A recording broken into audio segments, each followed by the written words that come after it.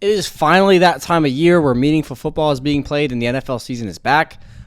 This week, or in this video, we got our first NFL Week 1 power rankings. And a few things I want to say before we get into the video. First, like, comment, subscribe, do all that stuff. It's free. It just helps me out. The other thing is, I do my power rankings a little bit differently than everybody else. I assess the power rankings for Week 1. I'm assessing it off of basically how I think the team did in the offseason and what they've been doing through waivers and stuff like that. But 2, I try to factor in more the strength of the matchup, the strengths and weaknesses of each team and how they played during the week. Not so much of like, oh, the Bills lost to the Rams, so they're going to move down. Not really so much the case. The other thing is, if you're a fan of a team, you know more about that team than I do. At least you should.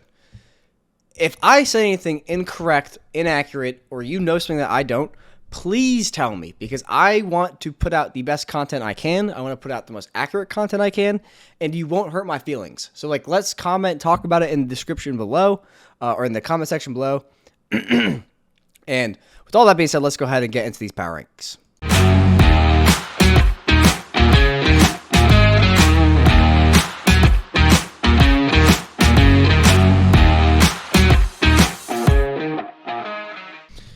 Coming in at rank 32, I got the Chicago Bears. I just really did not like the Bears offseason. I think that Justin Fields might be one of the only Ohio State quarterbacks to come out of the draft and actually have a chance to be a talented NFL quarterback.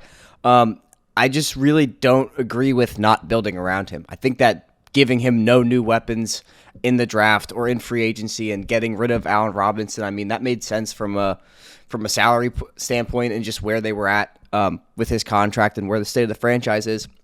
But it just doesn't, I understand that the Bears are historically a defensive franchise and they hired a defensive coach and they have a new GM, but to not get this kid one receiver or do anything really to fix that offensive line, it doesn't really make sense, and it doesn't bolster any confidence I have in the Bears. I think that if you look at Justin Fields versus his contemporaries, I feel like he does have a shot to stay near the top of the pack. You hear a lot about Davis Mills, who I was really high on last year. Trevor Lawrence, I think, is going to take a huge step, but Zach Wilson's injured and Trey Lance is in the most perfect situation imaginable, and there's still a lot of question marks around him. I think that last preseason game, and really all of preseason, was very promising for Justin Fields. I just hope that the Bears could do something to help this kid, and I really hope that the GM is smart enough to understand that this kid has potential, and if he struggles this season, to take ownership and understand that they didn't put anything around him.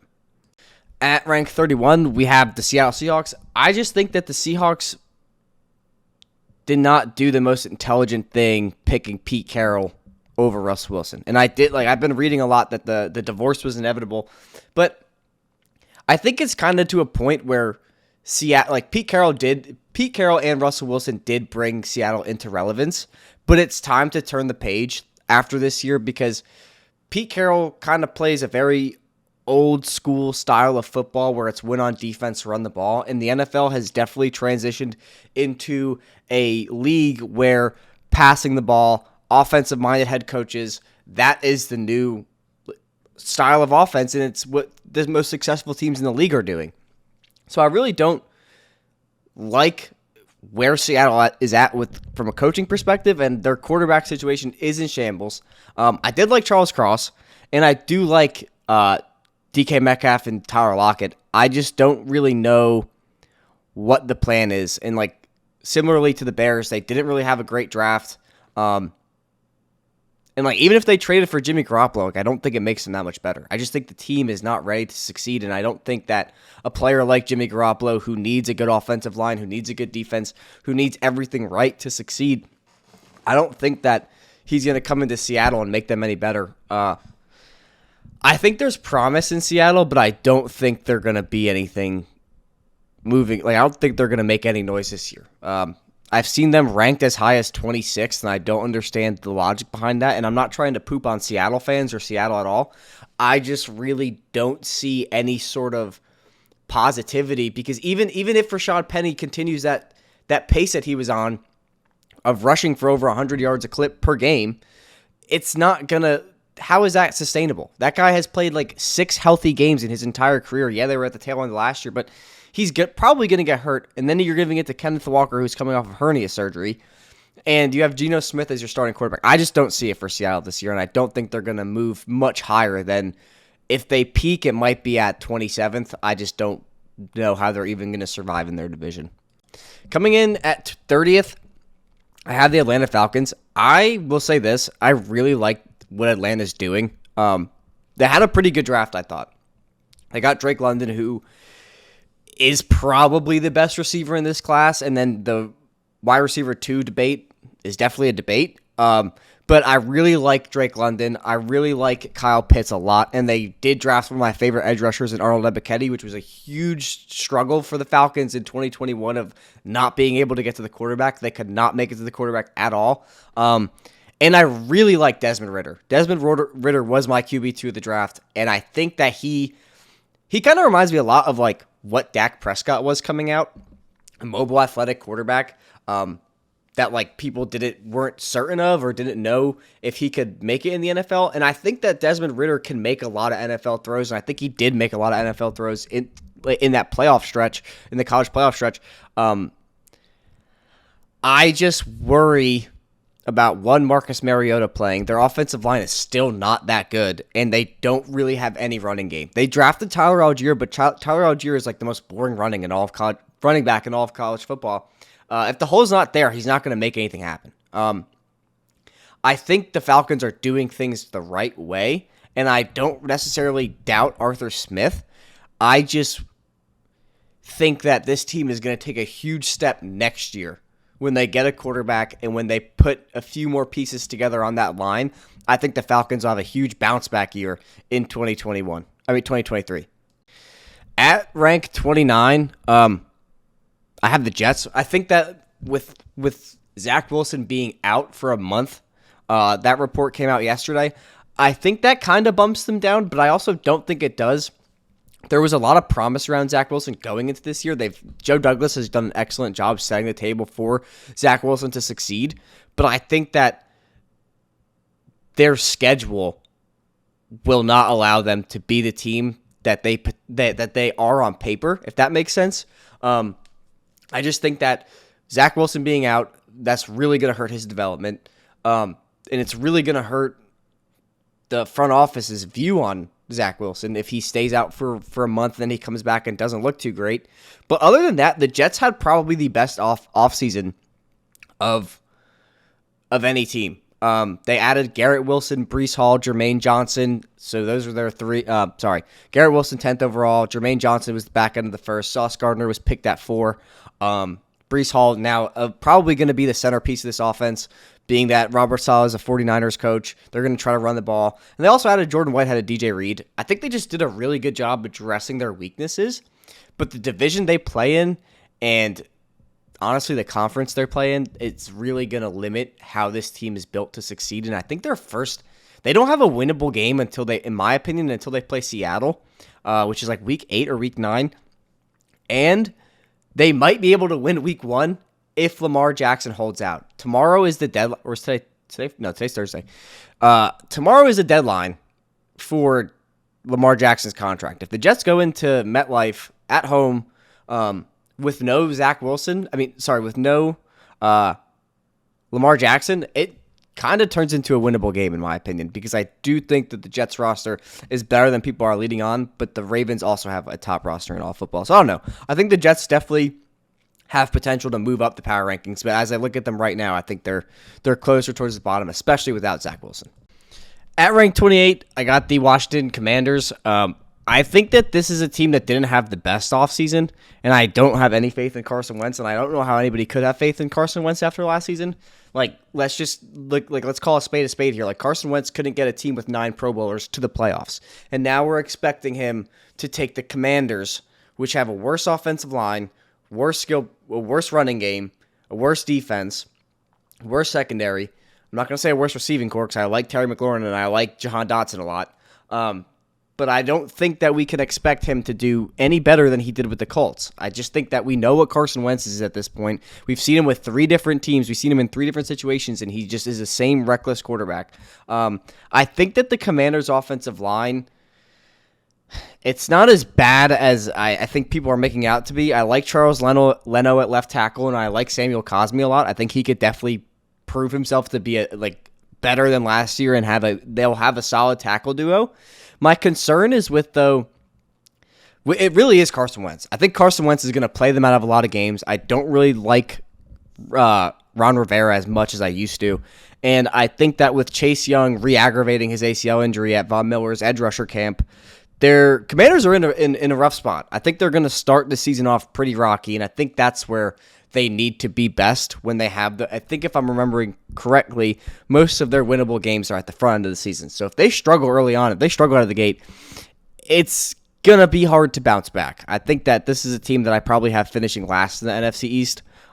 Mainly, honestly, truthfully, mainly because of Carson Wentz. I just don't believe in Carson Wentz at all. I don't know how anybody could believe in Carson Wentz. But we'll see what happens. I like Brian Robinson a lot, and I'm admittedly higher on Jahan Dotson than everybody I've seen talk about Jahan Dotson. So we'll see what happens. I think that the Commanders are a team that could pick up the pace, as they did have a ton of injuries last year, but so did a lot of teams, and I think they're a team that will flirt. I think they'll be on the lower side or under 500 this season. Next up, I got the Houston Texans at 27. I really like the Houston Texans. I think they've quietly made a pretty good roster. They have a pretty good foundation laid for their roster, and I do like their pieces. It's unfortunate what happened to what's his name, John Mechie. But God willing, hopefully, prayers out, he'll be back next year. But Brandon Cooks is as reliable as they come. I really like Nico Collins. I like Nico Collins a lot last year. I like Nico Collins to have a lot of to take a step forward this year in an expanded role. And last year, if you follow this channel, I have been high on Davis Mills. Davis Mills was a prospect that was a first round talent that fell because of injury concerns. So it never was a talent in question. This kid just has to stay healthy. And honestly, he's looked the part on the field. I do believe a lot in Davis Mills. To me, Davis Mills is a better Mac Jones, if that makes sense. He's just as accurate. He can he performs better in a worse situation. He's performing better with, I don't want to say less skill position players, because the Patriots historically have had bad wide receivers. But they did draft probably my favorite prospect in Dameon Pierce, the running back out of Florida. I was chirping about him all year, and of course everybody's going to say they were, but I didn't have it on the record. But I do have a friend that can confirm this, that at the beginning of the summer, and I put money down on Dameon Pierce to win Rookie of the Year after he got drafted. I told one of my buddies that Dameon Pierce would be a top 5 pick by the end of the summer in fantasy rookie drafts, and that's exactly where he's getting drafted. They also drafted Kenyon Green, who is a very impressive guard. I really like Kenyon Green, and I really like what they're doing with that offensive line. It is progressing forward. A lot of Texans fans in my mock draft videos would always, chirp about getting offensive line help, and I agree. That's the foundation of every football team, in my opinion. If you have a good offensive line, we're in an offensive league. Sky's the limit for the offense. You just need to have a distributor at that point. I think the Texans are definitely going to uptick in 2022. I think this is a team that's in a division that's open. Kind of. The Colts are definitely going to take that division, but in terms of strength of the division, I think the Titans are on a decline, and I think the Jaguars and the Texans are definitely on an incline for that division. Continuing in the AFC South, I have the Jacksonville Jaguars. I think that the Jaguars are a team that a lot of people, I don't want to say wrote off. It's more about Trevor Lawrence. Everybody's forgetting what Trevor Lawrence was coming out of college. And I think that just because someone had to deal with Urban Meyer, that doesn't discredit who he is as a player. And I think that the Jaguars are a team that you should definitely keep an eye on, especially if you're a bettor. Definitely keep an eye on Jaguars lines, especially early in the season. I think Commanders Jaguars is going to be a very interesting game to watch because I think it's going to gauge. It's going to be tell a lot of how we gauge those two teams. I do really like the Doug Peterson hiring. I think that was a phenomenal hiring. It's a former quarterback who has played quarterback, and a Super Bowl winner. Now he has Trevor Lawrence, and let's not forget, Trevor Lawrence was the best prospect since Andrew Luck, and just because he had to deal with Urban Meyer, who lost the game and went out and was getting lap dances because he couldn't cope with it, that's not the team's fault. This team has talent, and did they overpay some people in free agency? Yes. Should Christian Kirk have been paid $72 million? No.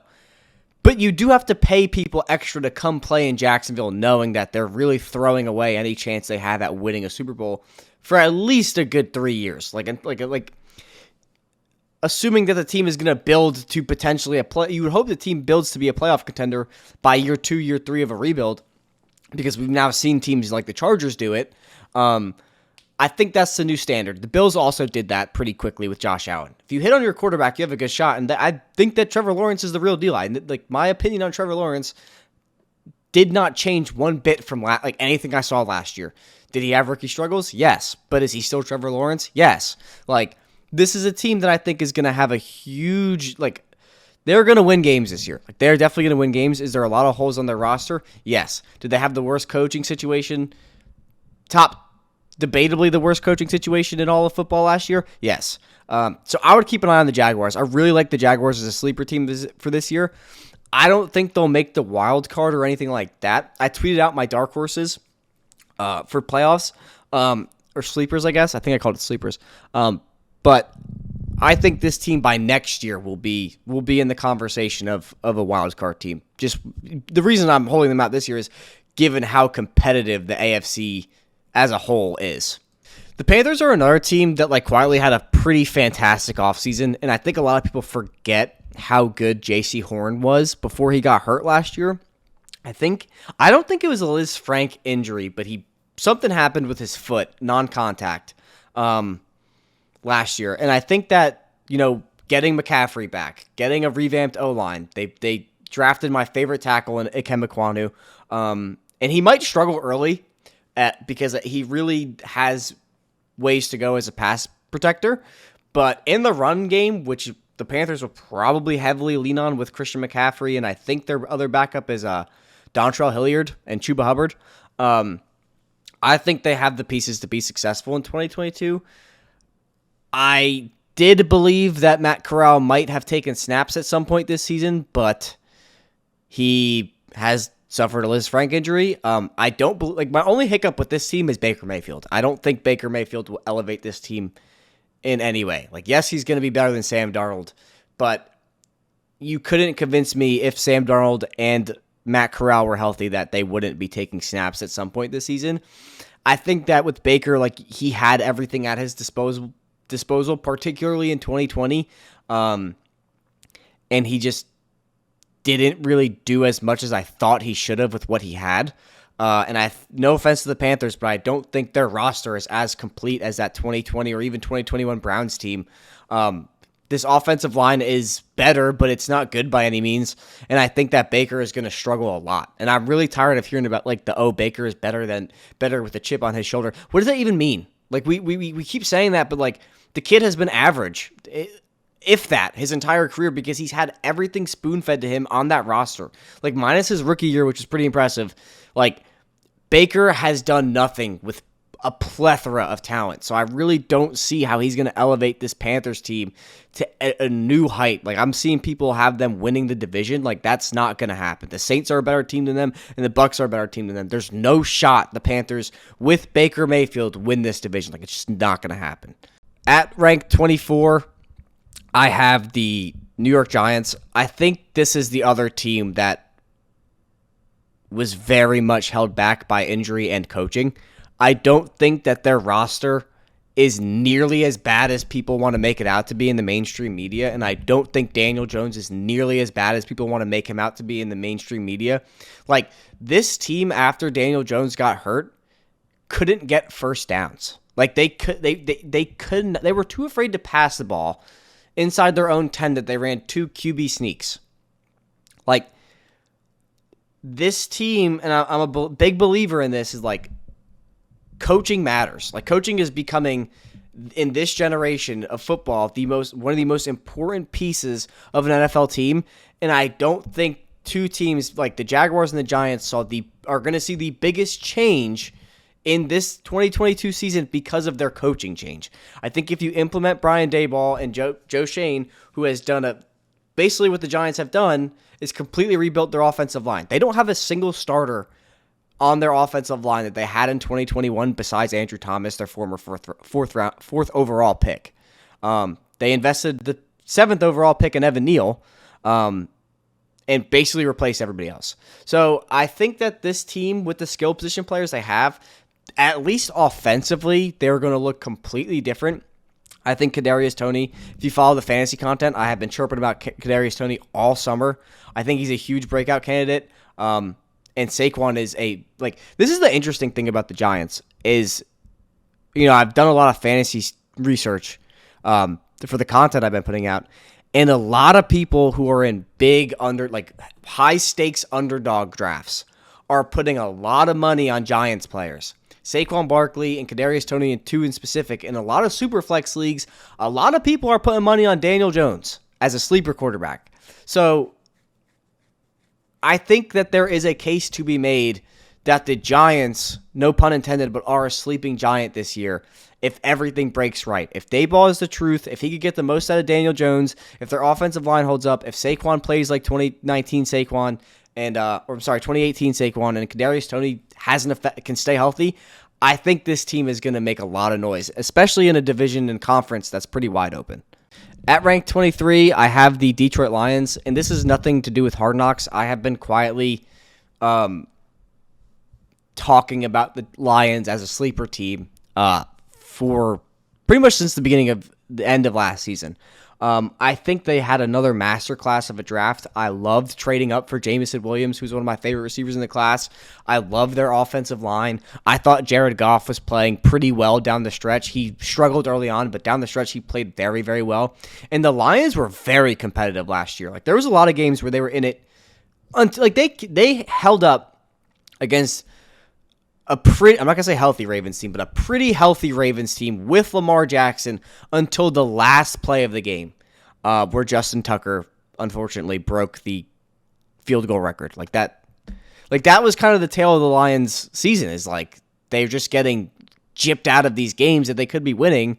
I expect Penei Sewell to take a step. DeAndre Swift is a player that, again, like a lot of fantasy players are putting money on. High stakes fantasy players are putting money on DeAndre Swift. And I think that Aiden Hutchinson at 2 was a fantastic pick. I really like Jeff Okudah.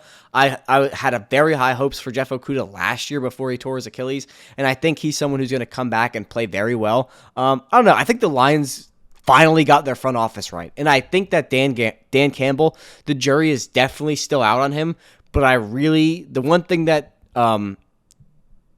Hard Knocks highlighted for me was his pedigree, coming from Sean Payton, playing for Sean Payton. I didn't realize that he had done all of that, like being around successful coaches for that long. So I do think the Lions, like, he definitely has that locker room, and he definitely has a fire in that team. And I think they're a team that, like, I wouldn't be shocked if they came out and beat the Eagles in Week 1. The Eagles are that game is sold out. It just reported that is the first sold out Lions game in I don't know how many years, but that game is sold out. I think that is going to be at a very electric stadium, a very electric environment.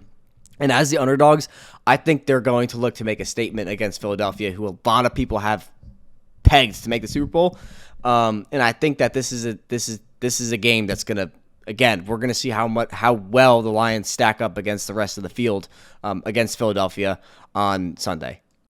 This is a team, ranked 22, I have the Cleveland Browns. And this is a team that I really thought would be top 10 with the notion of Deshaun Watson played at least 13 games. But with him being suspended until Week 11, I think it is, there's not much hope. And I really am speaking more on the part of they only have one receiver, and Kareem Hunt is coming off an injury. Nick Chubb has struggled with injuries.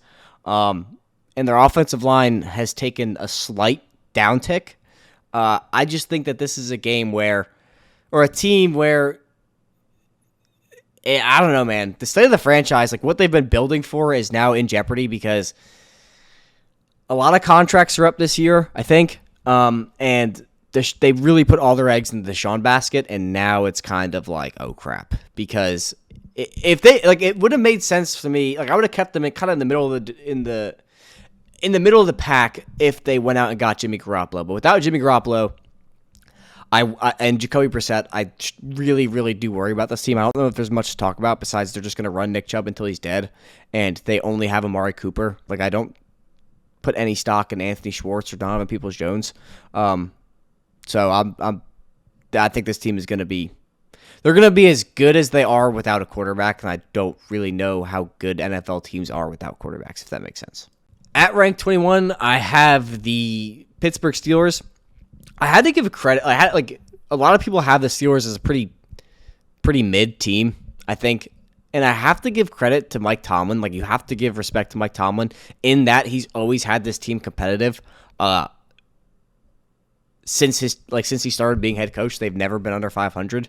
And I think that he's good enough of a head coach to handle the turmoil and lack of quarterback play he's going to have for the beginning of the season. I think when Kenny Pickett comes in, he's going to do shockingly well. I don't think he's going to be a world beater or have them in like contention for the division or the wild card, but I think Kenny Pickett will be good enough to keep, and I even think Mitch might be good enough to keep them in 500 range. I like George Pickens is someone I've been chirping about for a long time. I think I've been saying that George Pickens should have been a first-round pick since January. Check out the mock drafts. It came out in, I think, January 22nd was when I put it out there that I thought George Pickens would be a first-round pick, or should be a first-round pick, and they got him in the middle of the second. And I think that receiving room is very deep now. I worry about their secondary, and I worry about TJ Watt's health. That guy could just never stay healthy. Their offensive line, slightly better, but not really. And I like Najee Harris, and I like Pat Freiermuth. I think it's a very good environment for a rookie quarterback to come into. Despite the offensive line not being that well, he has comfortable checkdown options in Freiermuth and Najee Harris. So we'll see what they do. I think Mike Tomlin is good enough of a head coach to handle it, though. That's why I have them ranked at 21. This is a team at rank 20 in the New Orleans Saints that I really struggled with ranking because a healthy New Orleans team with Jameis Winston lost to a healthy Giants team in 2021. But now the Saints have Michael Thomas and Chris Olave. Like, they really didn't have any receivers for Jameis to throw to, and Jameis was playing good ball last year. Like, I'm not going to take anything away from Jameis Winston. He played well until he tore his ACL. But I think that the thing is with the Saints is the fascination of Jameis Winston. Like, everybody, for whatever reason, refuses to write Jameis Winston off, and I don't understand why. I don't think he's a former first overall pick, and he's done nothing besides throw a lot of interceptions, make funny memes, and get eye surgery. Do I believe he's kind of turning it around in New Orleans? Yeah. Do I believe in Dennis Allen as a coach? Yeah, because he's been there the entire time. So there's literally no change in my mind from Sean Payton to Dennis Allen. Alvin Kamara didn't get suspended, which is always a plus. I think the Saints are a team that if Jameis plays as well as he was, they could definitely make the wild card. Like, the NFC is wide open. There are a lot of potential candidates to make the wild card because the divisions are so top heavy. The only one that's really not crazy top heavy is the NFC East because they're all, well, no, Philly kind of pulled away in that division. The North, it's probably going to be the Packers or the Vikings. And the South is, in my opinion, really just the Bucs. And then the West, it depends on Trey Lance, but I feel like it's just the Rams. And a lot of Cardinals fans are going to be upset with that, but we'll talk about the Cardinals when we get there. I think the Saints are a team that definitely could squeak into the wild card as a 9-10 win team and be pretty good. I have at 19 the Tennessee Titans, and I think they're really one of the most overrated teams in football still. Derrick Henry coming off the list, Frank injury, that's a big negative, but that's not even why. Like, a lot of people didn't understand that the Titans, like, on paper, if you look at PFF, they had a pretty mid offensive line. I think it was ranked literally smack in the middle or top of the 20s. But they don't understand that they had an 8th ranked run blocking defense. run blocking offensive line. That has gone down to, I believe last time I checked, 26th run blocking unit. And I've cross-checked multiple different websites. The Titans' offensive line is ranked around 27th. And now if they don't have that elite run blocking unit, a pretty banged up Derrick Henry potentially, and Ryan Tannehill that was seeking help after that AFC loss, where he was going to therapy. I think this is a team where the only reason I didn't make a hot take and rank them really low is because of Mike Vrabel. Their wide receiver core is not good. Robert Woods was good before the ACL tear. Now he's a year removed from the ACL tear. This is his first game as a Titan off the ACL tear. They have Nick Westbrook-Akeem as their wide receiver 2 and Treylon Burks as their wide receiver 3, who didn't really flash until the last game of the preseason where he was playing against threes. So if they can't protect Ryan Tannehill to throw, if they can't make holes for Derrick Henry, and receivers aren't getting separation, I don't see how this team is going to do anything on offense. Now, obviously they will, because I think Derrick Henry is one of the best running backs of all time, but it's going to be it's not going to be as they're not going to be that 1 seed that they were last year. And I don't even think they're going to really be I think that it's kind of wild to say this out loud, but I think it's by the end of the season, this is either going to age really well or really poorly. There's no middle ground. I think they're going to be much closer to the Jaguars than they will be the Colts.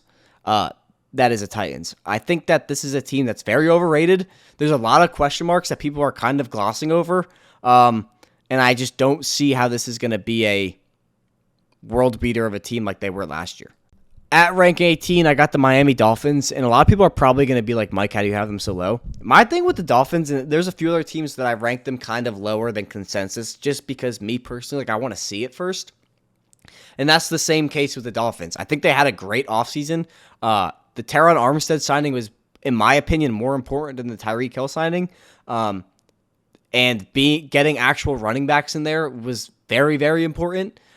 People don't understand that this offense was just Jalen Waddle and Mike Gesicki. They couldn't block for Tua. They couldn't open holes for Gaskins. And Gaskins wasn't even good. Salvin Ahmed is not good. Now they have Chase Edmonds, who's at least capable, and Raheem Mostert, who knows the system, Mike McDaniel's system, that is. I think that the Dolphins are a team that I want to see it first, because Tyreek Hill is going to definitely elevate this team. But even on that one deep ball that Tua and Tyreek connected with in that preseason game, he underthrew him. Let's just call a spade here. He stepped up in the pocket, put everything he could into that throw, and still underthrew him. So, and that's kind of been my theory with Jalen Waddle as well. Jalen Waddle was an elite deep threat at Alabama, and we didn't see that one time last year. We didn't see him just taking the top off a defense. And I think it's because they didn't have, Brian Flores did not have confidence in Tua. And I don't think a lot of people did. And I think Mike McDaniels and Tyreek Hill are doing everything to make Tua feel comfortable and feel confident. But the point remains, Dolphins fans are going to come at me with this. And I'm not saying that he can't do it, but we haven't seen it in games on consistently. Sure, there's been a play or two, and there's been those practice clips from training camp this summer. But we haven't seen it consistently in games. So I want to see that first before I move the Dolphins up into closer to the top 10, if that makes sense. And this is a team that I think will either plummet or just do what they do, and that's get better throughout the season. And that's the New England Patriots. Everything I've read and have seen is not good. They did not look good. The Patriots first team did not look good in preseason against twos. Their coaching staff is a mess. Their offense is a mess. This is a team that people are going to... I'll never question a Bill Belichick draft. That's just something I won't do, because every year we hear, the Patriots, terrible draft, and they all turn out fine. So I'm not going to question that. What I will question is the offensive coordinator position. And I don't think that... I'm not questioning Bill Belichick's decision to not label one. I'm questioning who he put there in Joe Judge and Matt Patricia, both burned out as head coaches. So that's something that's concerning to me. The reports about Mac Jones not playing well is concerning to me, and regressing is concerning to me. And the really a big question for me is the cornerback position, because they let J.C. Jackson go and didn't really replace him. So I'm just a little bit concerned about this team as a whole. I don't think they're still going to be well coached. They're still going to do fine. But is this a team that's really far away from teams like the Giants, Lions, Panthers, and Jaguars? Is my question. I think that there is a case to be made that pretty much every team before the Texans on this list can finish higher than the Patriots in power rankings, and how they play out the season. So I am very, very concerned about the Patriots. Who would have thought we would see the day where we're concerned about the Patriots? At rank 16, I got the Dallas Cowboys. Another team I'm pretty concerned about because, again, I'm somewhat I think that I'm one of the only people, especially when it comes to fantasy or power rankings and how I view the NFL, just from not saying me as in oh, I'm different, but the material I've seen compared to mine is different. And I think it's all for different reasons. And I think that I'm just someone who weighs pretty heavily of this is a new year and things change a lot more drastically than they finished the last year. And that happens every single year, particularly in fantasy. A lot of people can the consensus really weighs how the season finished to how it's going to start next year. And I just don't agree with that. And the Cowboys are a team where they won the division last year, but they're a completely different team this year. And losing Tyron Smith hurts bad. That is a big that you just lost a Hall of Fame left tackle, and you're replacing him with a rookie, and Tyler Smith, who was a first round pick. They also lost Amari Cooper, who I think is was probably the most undervalued piece in that offense. They traded him for a fourth round pick, I think. He was the most undervalued piece in that offense, and I think a lot of Cowboys fans will agree with me that Amari Cooper was the safety blanket in the red zone. Every Cowboys game I watched, Amari Cooper is an elite separator, he's an elite route runner, and he just gets open in the red zone. They also lost Cedric Wilson, who I'm not going to act like is an elite 3 like everybody's saying all of a sudden, and I don't understand why. He filled in for Michael Gallup and did well, but he's not an elite 3. And Michael Gallup is hurt. So it's really just CeeDee Lamb, Dak Prescott with a bad offensive line, Dalton Schultz, who I am very high on, and a very interesting backfield. And I think that the biggest concern for me with the Cowboys is Mike McCarthy. Because my question, and this was my question last year, what does he do? Because Kellen Moore is handling the offense and Dan Quinn is handling the defense. Mike McCarthy, and I really think that you can make the case that the Cowboys would be better off if you elevated Dan Quinn over Mike McCarthy, the head coach. The defense loves Dan Quinn. The offense loves Kellen Moore. There's not much to say about Mike McCarthy, in my opinion. I don't think he's done anything worth noting.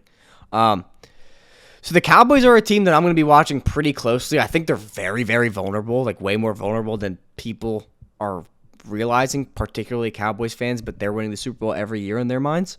So I'm definitely going to keep an eye on the Cowboys this year, and I think they're a candidate to definitely plummet down the rankings if they don't start out hot. At rank 15, I got the Cardinals. I just can't believe in the Cardinals because they always start out hot every single year. Then they just decide to stop trying. And if you followed any of my content last year, Cliff Kingsbury, in my opinion, is one of the biggest frauds in the NFL. Them extending Cliff Kingsbury would be for you showing up to work every day, doing the most average job you could do, and then your boss coming to you and being I'm going to give you a 100% pay raise for the next 5 years because you've been here. And I think that Kyler Murray should get a lot more credit than Cliff in the success of the Cardinals. And I think a lot of the failure of the Cardinals down the stretch falls way more on Cliff Kingsbury than Kyler Murray, being that is deteriorating down the stretch closer to playoffs is something Cliff Kingsbury has done since coaching in college. So it's very hard for me to buy in on a DeAndre Hopkins list Cardinals with Cliff Kingsbury still being their head coach. Now, Cardinals fans, you are more than welcome to explain to me why I should be buying in on the Cardinals. That's something I encourage. And like, if I'm wrong, I want to be told I'm wrong so I could adjust if you're right. But this is something that I'm just like very like so over the Cardinals because they like last year I thought they were one of the most talented teams in the NFL and they just imploded. Like, it's very hard for me to buy in on the Cardinals based off of what they did last year and what Cliff Kingsbury track record shows. They're also a team where I didn't think they had the greatest draft. So I'm just kind of out on the Cardinals, but I got to respect their roster. This is another team at rank 14, the Philadelphia Eagles, that I'm just not bought in on because I want to see what they do first. Like, I think that they did exceptionally well last year. They had a very easy schedule, though, and I think a lot of people are forgetting that. They played a lot of backup quarterbacks. They had a very easy schedule, and Jalen Hurts did not do well when in games where he had to throw. Now, a lot of reports obviously are saying that he's done better passing in training camp. He's more accurate, But the point remains, for me at least, they got him A.J. Brown. The offensive line is ranked 1. It's definitely top 3 objectively. PFF has them graded 1. They have a plethora of running backs. Their defense is more than legit, and I think Jordan Davis, the drafting of Jordan Davis is being very overlooked, being that it's going to be pretty much very, very hard to run the Eagles, if not impossible to run the Eagles. They also brought in Hassan Reddick from the Panthers. They drafted Nakobe Dean, who was a first-round talent that fell because of injury concerns. They acquired James Bradbury to go with Darius Slay. Like, there's really just no weakness on this roster. But again, like, my comparison for the Eagles, and I don't hear what I'm not saying. I don't think Jalen Hurts is as good, like, is worse or on par with Teddy Bridgewater. But the Broncos are a team that people have legitimate Super Bowl expectations for because they got a quarterback. Like, their roster is good enough that they just needed a quarterback. And I think the Eagles are in the same boat where if Jalen Hurts does take that step, they are legitimately in Super Bowl contention. If he doesn't, if they can't throw the ball, I think when they play teams like the Buccaneers who can stop the run, they're going to be in a lot of trouble. And a lot of people are going to get frustrated with Jalen Hurts very fast. A lot of Philly fans that follow the team don't actually have that much confidence in Jalen Hurts. The media, it has way more confidence in Jalen Hurts than the fan base does. And I trust the fan base over the media in a lot of scenarios because the fan base is a percentage of them watch and study the team. Like, everybody's favorite team, you read carefully about their transactions, what they're doing, what's going on in training camp, listening to beat reporter interviews and stuff like that. So I kind of trust the fan base's view on Jalen Hurts more so than the media's perception of Jalen Hurts. So this is a team similarly to the Dolphins where I think, let me watch them for a week or two, see how they do, and they'll probably move up the rankings if they're as good as everybody's giving them credit for. At rank 13, I got the Minnesota Vikings. This roster is just loaded, particularly at skill position players, and I really like the signing or hiring of Kevin O'Connell. I think he's definitely someone in the Coach of the Year conversation. I guess my picks for Coach of the Year would be probably Kevin O'Connell would be one of them. Brian Daboll has a chance to be another one. Just because the expectations for the Giants are so low, if they do anything slightly above average, he'll be in the Coach of the Year conversation. I think Dennis Allen is another one. Nick Sirianni could be another one. I think usually, though, we're kind of going on a tangent, but I think the Coach of the Year part usually, is a rookie coach. That's been the trend kind of the past few years. But anyway, Kevin O'Connell coming over from the Rams. The Vikings finally have an offensive-minded coach, and they have had one of the best offensive skill position groupings along with a capable coach. And I'm hard on Kirk Cousins. I've been very hard on Kirk Cousins. But I do think Kirk Cousins is a capable quarterback.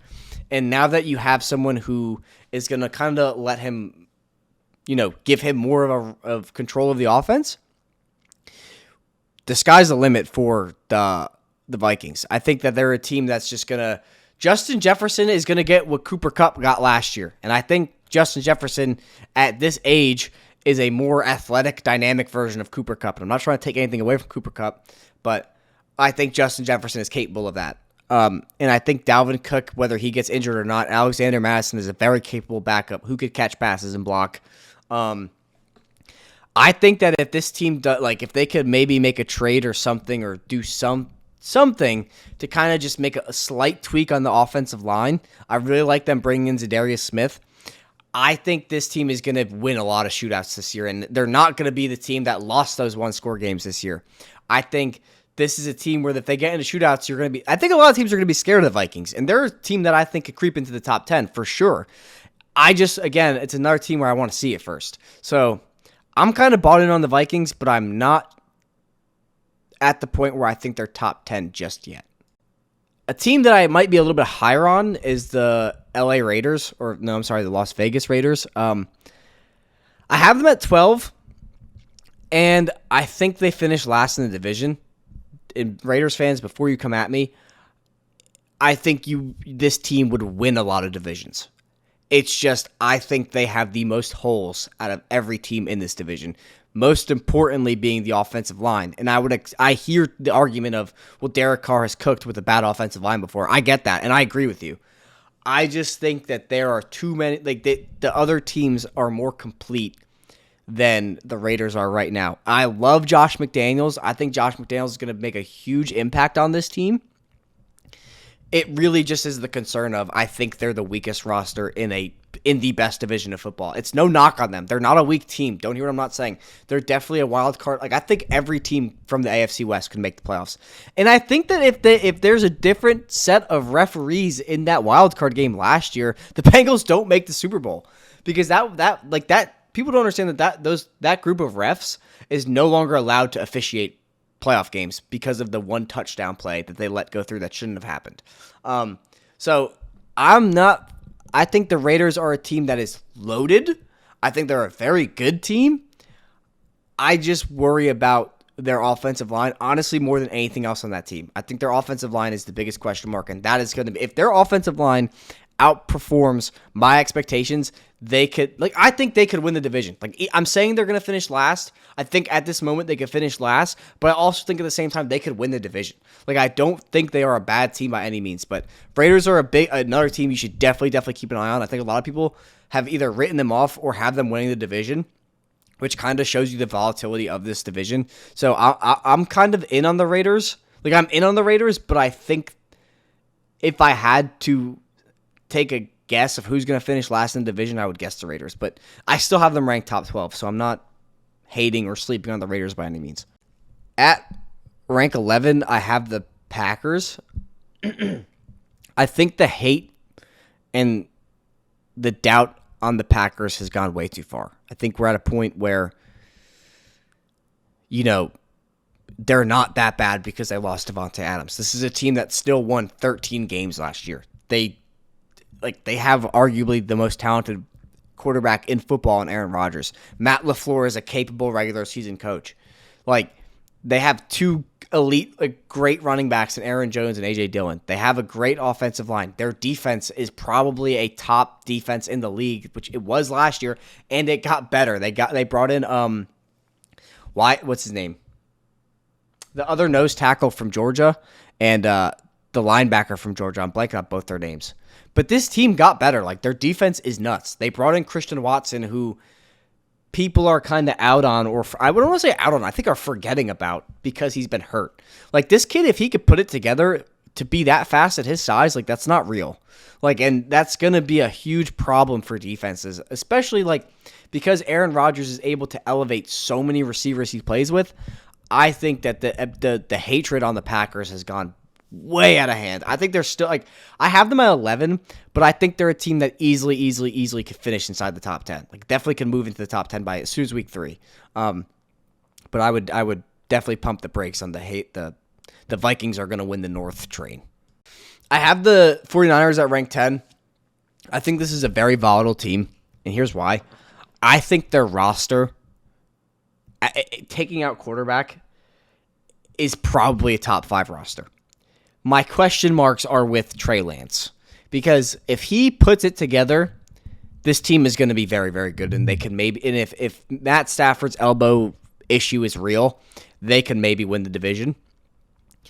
My concern, though, is Trey Lance and the reports that have been coming out about accuracy and stuff like that. And honestly, the biggest thing for me, the most telling thing for me about the Niners is that they brought back, like, they made Jimmy Garoppolo work. They could have just let him go and ate the cap to give Trey the team. But I think that what they were seeing from Trey and bringing Jimmy back was them admitting we screwed up and Trey is not ready. We should have sat him like the Packers do for like 4 years. Now, I'm not saying it's going to take Trey 4 years, and I'm not even going to say it's going to take Trey longer than this season to figure it out. But I think with the success they've had with Jimmy Garoppolo, it kind of was, I think, more so of ownership forcing the hand of Trey Lance than Kyle Shanahan forcing the hand. Like, I think he would have rather kept Jimmy. Just pure speculation. But I don't know, man. I think that the Niners roster is very, very good, and if they do struggle, I don't think Kyle is going to, if he can, I don't think he's going to hesitate to put in Jimmy if they need to start winning games, which might ruin Trey Lance, but it's they've made their bed, like, and now they have to lay in it. So, Niners, great team. I'm concerned about the quarterback play. At rank 9, I have the Colts. I think that the Colts, even though they didn't make the playoffs, I think everybody was looking at the Colts as a team that if they got into the playoffs, nobody wanted to play them. And Carson Wentz put a stop to that. So I think that being with the amount of talent on this team, and now they have a capable distributor of the football in Matt Ryan, and they've brought in some pass catchers, and they're looking to revamp the offense, I think this is going to be a completely different team. I think they're going to have a new element of being able to pass the ball. Their defense is still very, very good. And I think that Jonathan Taylor is still going to do his thing. They still have a top 3 offensive line. I think this is a team that, again, is going to make a lot of noise, and I think they're going to steamroll this division. I don't think, like, the next closest person I have, like, the next closest team I have in this division is ranked 19, and I think they're going to plummet. Like, I don't think the Titans are going to be anything great this year. I think, like I said, and Titans fans, you could correct me. Like, you could hate on me, you could correct me. That's cool if you're right, because I'll agree with you if you're right. But if, as how I'm looking at it, as an outsider looking in, the Titans are in trouble. I should say that. I think they're in trouble. I don't think they're going to plummet, but they are in a lot of trouble. So I think the Colts are going to steamroll this division, and I think they're going to make a lot. I think they're going to make the playoffs and make the noise that they should have made last year if Carson Wentz didn't exist.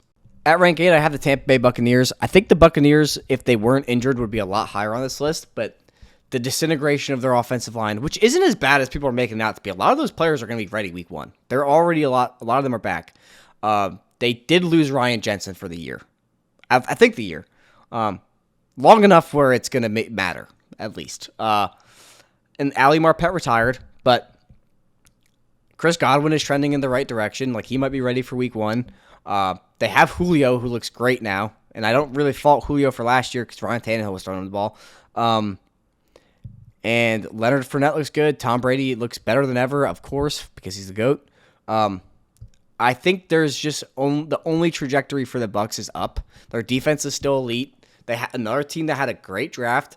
I just don't see the weaknesses that people see for the Bucs. Like, I think I'm viewing them in a very different light. I think the Bucs are going to be just fine. At rank 7, I have the Cincinnati Bengals, and you could be saying, Mike, they just went to the Super Bowl. I get that. I also think this is a team, of course, that had a great offseason, great draft. They've completely rebuilt the offensive line. I think the factor that everybody is overlooking is Joe Burrow's mobility. Because Joe Burrow, the most impressive thing to me that Joe Burrow has done before the NFL, so because going to the Super Bowl is the most impressive thing.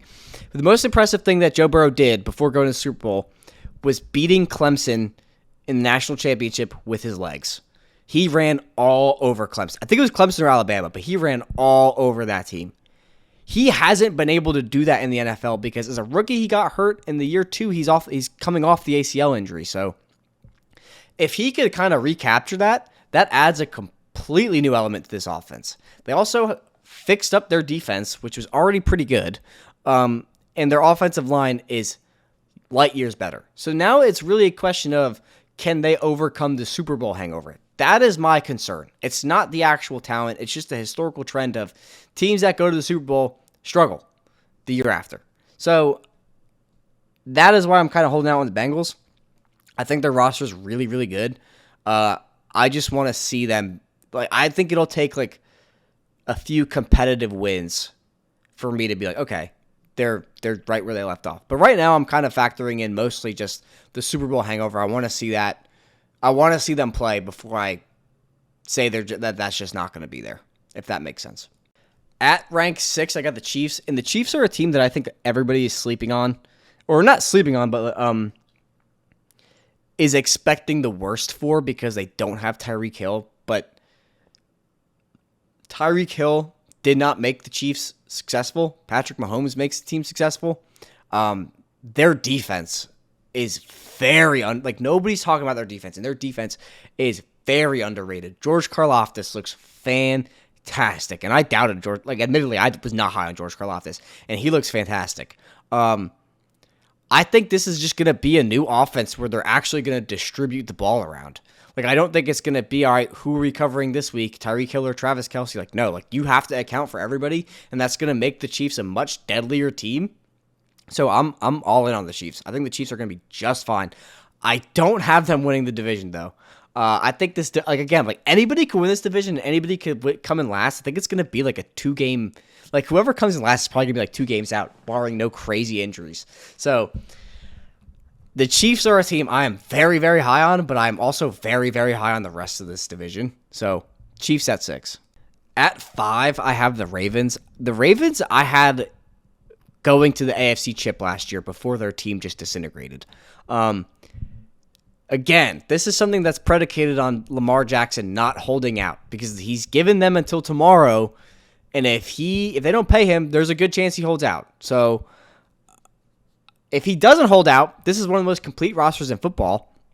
All of their players are back. The only two that's kind of going to hurt them in the beginning, in my opinion, is J.K. Dobbins and Gus Edwards. If J.K. Dobbins plays, he's not going to be at 100%. If Gus Edwards plays, he's not going to be at 100%. And the replacements are Mike Davis and Kenyon Drake.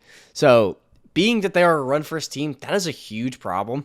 But their defense is healthy. Lamar Jackson is healthy. Rashad Bateman is healthy. Lamar and Rashad Bateman didn't really play together that last year much at all. And I think Lamar still, we're going into the 5th year of his career, and I still think he's an underrated passer. He is probably the most underrated passer in the entire NFL because people still want to say he can't pass. And how many times do we have to see Lamar throw the ball down the field accurately and hitting open people before we say, okay, Lamar's a good passer? I don't get it. I don't understand why that's such a fun thing to hate on. Just because, my opinion is just because he's so good at running the ball, they have to find the weakness, so they just say, oh, he can't pass. But I don't agree with that. If you think Lamar Jackson can't pass, I don't know what you're on, brother. But Ravens coming in at 5. At 4, I have the Denver Broncos, and if you look at numbers, you're going to be like, there's no way. But my argument is, this was a top defense last year that finished top 10 in almost every single metric of yards allowed per game, rushing yards allowed per game, points allowed per game, passing yards allowed per game, and time of possession. And their offense, on paper, looks really bad. But you have to factor in their quarterback was Teddy Bridgewater. Courtland Sutton was coming a year removed from the ACL tear, and Jerry Jeudy was hurt. So it really was just Tim Patrick and Teddy Bridgewater with rookie Javonte Williams and Melvin Gordon. Now you have Russell Wilson, healthy Courtland Sutton, healthy Jerry Jeudy, Javonte Williams, who's the best running back on that team, and in my opinion, one of the best running backs in the NFL. I think he's going to be top 10 in the top 10 conversation of best active running back in the NFL. I really do think he's that good, and that you could hate on me for that, but I won't move. And their defense, minimal changes. So I really, really like that they shifted to an offensive-minded head coach in Nathaniel Hackett, who played with Green Bay, a successful franchise, or coached for a successful franchise in Green Bay, and Aaron Rodgers. I think this team is going to go bananas this year. I think people are hating on them and sleeping on them because of analytics, and I don't think they realize how good this team could be with Russell Wilson.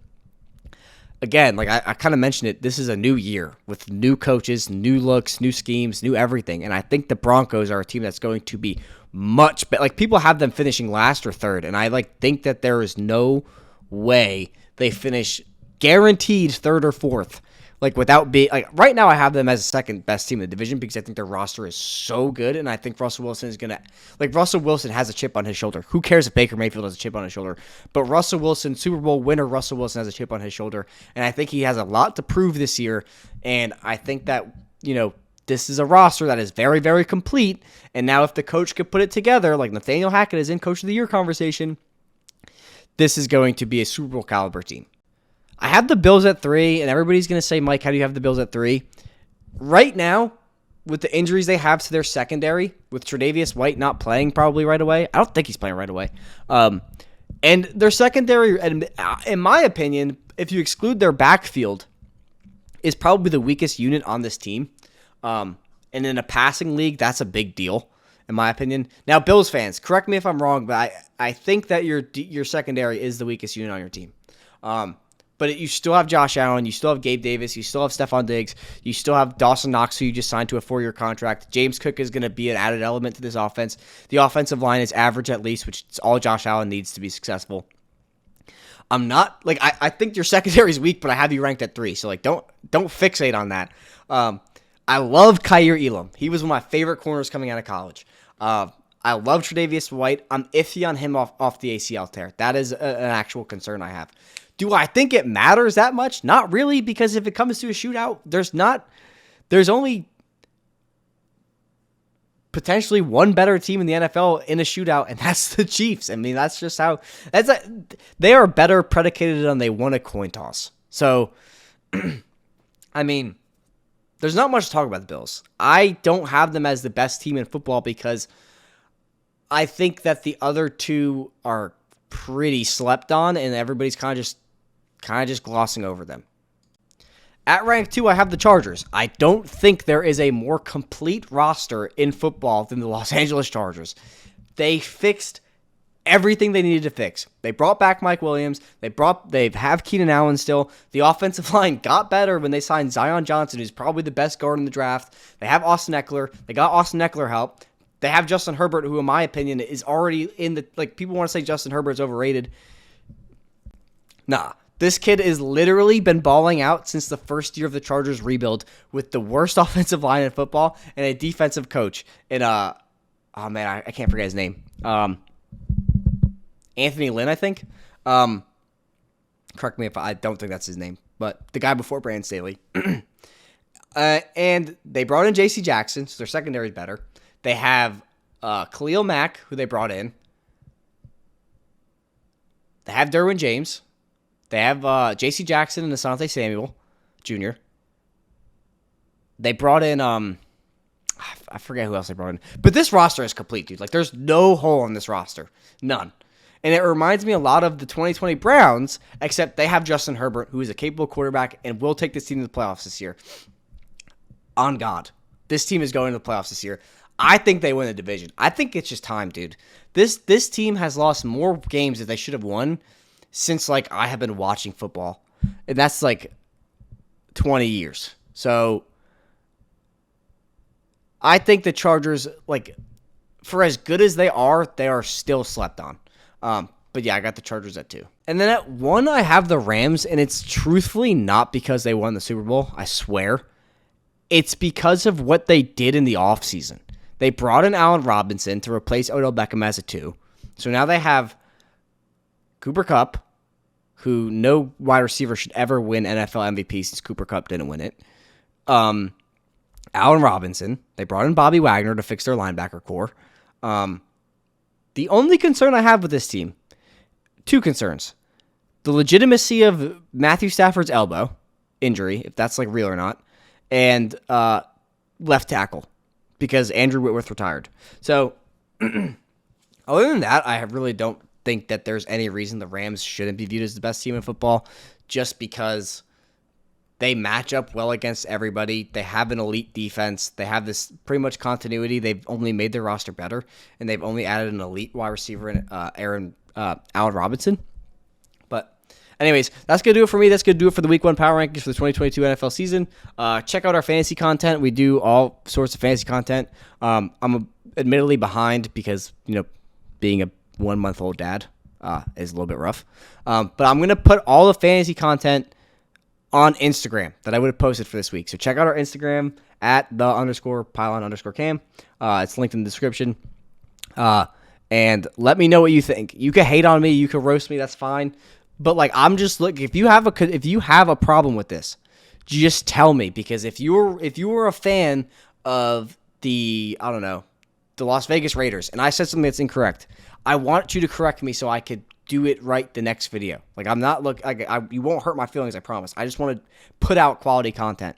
And if you caught something or you know something that I missed, please, or said incorrectly, please tell me.